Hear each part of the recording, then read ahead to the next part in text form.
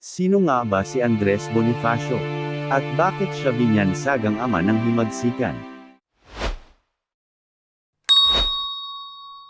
Si Andres Bonifacio ay ipinanganak noong ika-30 ng Nobyembre taong 1863 sa Tondo, Maynila, sa Pook na kilala sa pagiging masikip at masalimuot.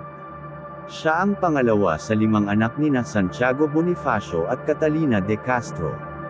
Ang kanyang ama ay isang tagagawa ng panyo at ang kanyang ina ay isang may bahay. Bagaman hindi mataas ang kanilang kalagayan sa lipunan, ang kanyang pamilya ay nagtangkang makapagbigay sa kanya ng wastong edukasyon. Sa edad na 14, namatay ang kanyang mga magulang, at si Andres ay napilitang magtrabaho upang suportahan ang kanyang mga nakababatang kapatid. Kabilang sa kanyang mga trabaho ay ang pagiging sales clerk sa isang kumpanya at mga pansamantalang gawain upang matustusan ang kanilang pang-araw-araw na pangangailangan. Sa kabila ng mga kahirapan, siya ay nagtamo ng ilang kaalaman mula sa mga librong binabasa niya at sa mga karanasan sa buhay. Noong 1892, si Andres Bonifacio ay isa sa mga nagtatag ng Katipunan, isang lihim na samahan na naglalayong makamit ang kalayaan ng Pilipinas mula sa pamahalaang Espanyol. Ang Katipunan ay nakatuon sa paggamit ng revolusyonaryong puwersa upang wakasan ang kolonyal na pananakop. Ang pangalan ng samahan ay hinango mula sa salitang katipunan, na nangangahulugang pagtitipon o pagkakaisa. Bilang pangunahing tagapagtatag at lider ng Katipunan, si Bonifacio ay naging kilala sa kanyang matinding determinasyon at idealismo. Ang kanyang mga plano at estratehiya ay nagbigay daan sa mga revolusyonaryong laban sa iba't ibang bahagi ng bansa.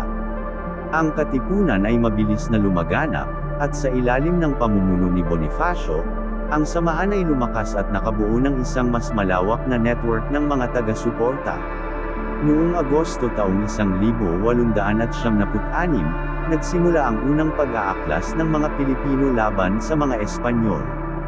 Ang insidenteng ito, na tinatawag na Himagsikang 1896, ay nag-umpisa sa mga labanan sa iba't ibang lugar, kasama na ang mga laban sa San Juan del Monte at iba pang bahagi ng Luzon.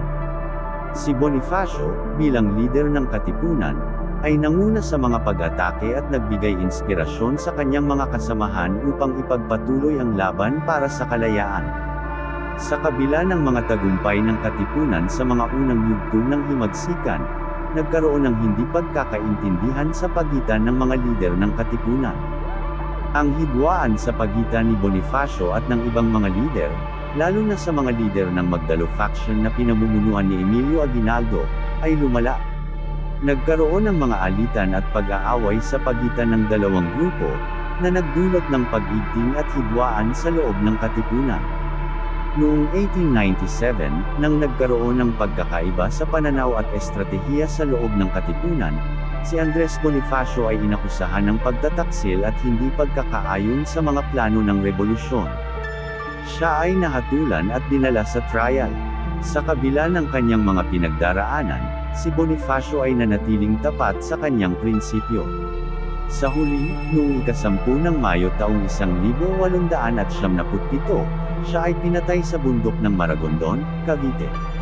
Si Andres Bonifacio ay itinuturing na isa sa mga pinakama-impluwensyang bayani ng Pilipinas. Ang kanyang matinding pagmamahal sa bansa at ang kanyang pagsusumikap na ipaglaban ang kalayaan ay nagbigay inspirasyon sa susunod na henerasyon ng mga Pilipino.